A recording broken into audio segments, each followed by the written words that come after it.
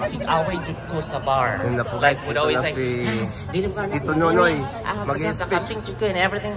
But, ano ko nga, you don't know. You will never find out the reason why I am a diehard supporter of Rodrigo Duterte, because I am from Davao. He is like a father, you know? He has a foul mouth. Our mother, our father would always say, like, it's a fatherly,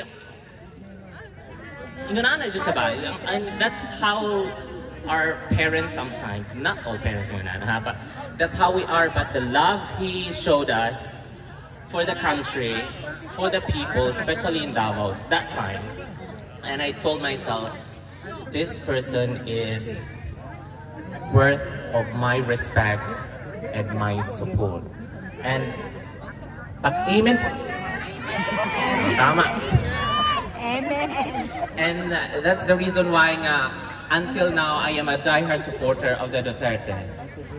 Their legacy sa Davao and the legacy sa Philippines, dili man nato ikalimot kung unsay nahimo ni Duterte sa atong country, di ba? Yes.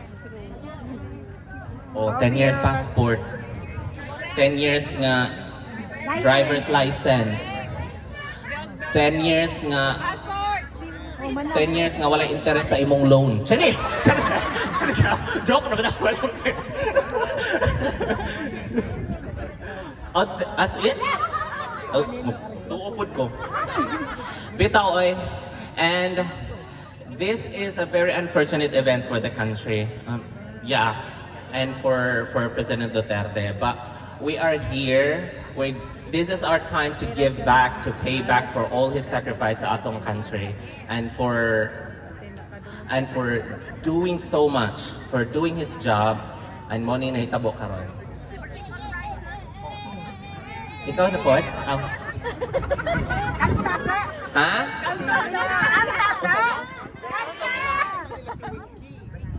Si Winky kay naman sa maleta dahil.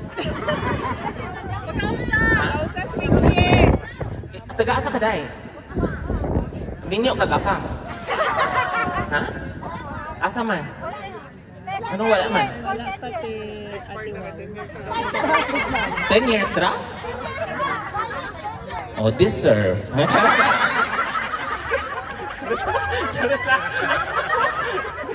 Bitaw, oy! Bitaw kita, ako ay mga OFW. Kabalijud ko kung unsang nahimon ni Duterte para sa ato mga OFW, correct? Yes.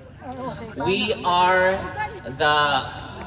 one of the biggest factors of the economy sa atong country, correct? The money we sent back to the Philippines is around $34 billion a year. Tama ba ko? Billions or millions? Billions.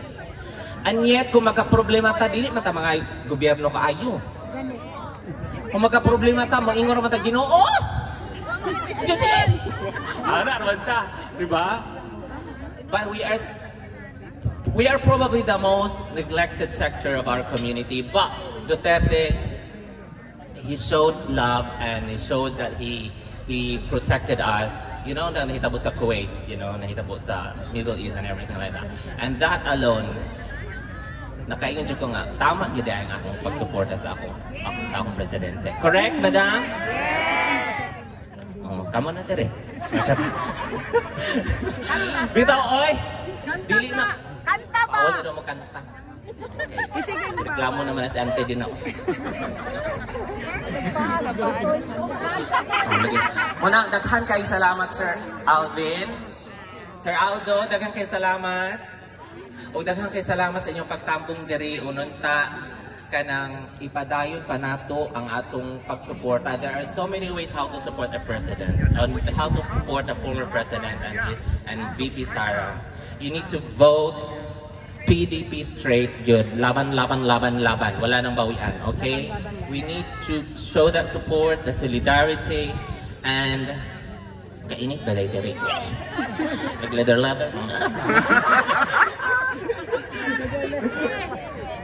Bitaw, there are many ways how to support. Just use your social media. Social media, we are in a digital world now. We can change the world through digital ways of, you know, participating social issues. So thank you very much.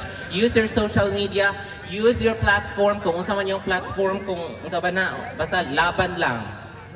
And don't forget to pray and to pray for our former President Rodrigo Duterte. And I think that would be all. Thank you very much. Palakpakan niyo po ang iyong mga sarili for coming today.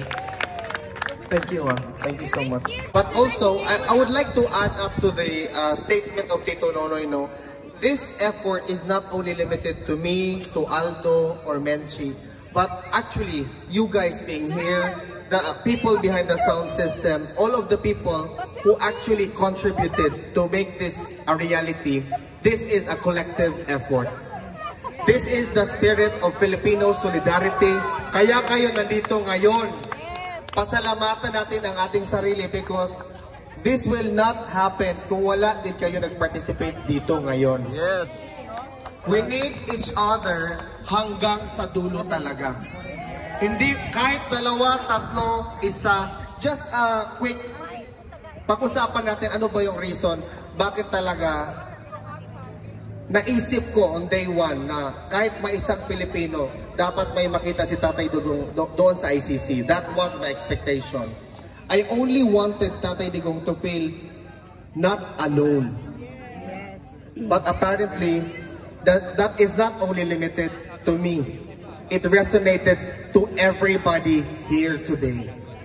Because alam natin na si Tatay Digong kinulong, hindi binigyan ng due process. Ang ginawa sa kanya, literally, as an ordinary person, kidnapping. We are not going to talk about the merits of the legal aspect, pero talagang literal, kinuha siya sa Pilipinas, nilagay sa eroplano, pinabiyahin ng 22 hours at ngayon nasa loob na. Ano ba ang magawa natin bilang ordinaryong Pilipino? Ang magawa lang natin ay sumuporta sa kanya at mahalin siya ng sobrang-sobra. Huwag nyo lang siyang bigyan ng chocolate kasi bawal siya sa chocolate. Ilagay naman natin yan sa mga kokote natin. Kasi isang sakong chocolate ang binigay sa kanya kasi sabi nila, oh okay lang daw, bawal nga. Gusto pa nga natin siyang, kasi magiging mayor pa siya sa Davao, huwag niyong bigyan ng chocolate. Not only Davao needs him, he is the hope of our country. And it transcends to the daughter, our Vice President, VP Inday Sara Duterte. Guys, if we can show Tatay Digong and the whole world that we can be in solidarity sa birthday niya, the only president ever na celebrate ang birthday niya sa buong mundo, literal. If we can do that, we should do that during the election. That is the only power we hold as an ordinary citizen. A law-abiding citizen who only wants to enjoy what we are enjoying here abroad. Sabi nga ni VP Inday, the main takeaway niya dito sa Netherlands is mobility because we have a lot of options na wala sa Pilipinas. Kung kailan ba tayo dapat gumalaw? Kung hindi ngayon, sino ba ang dapat nating bigyan ng responsibility kundi tayo lang din? So yun lang yung gusto kong sabihin. Ngayon, ang gagawin natin, meron kaming mga special prizes. So gamitin natin ang utak natin in the coming few minutes.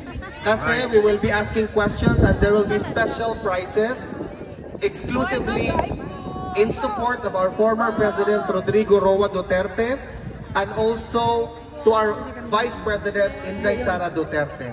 Okay? Right.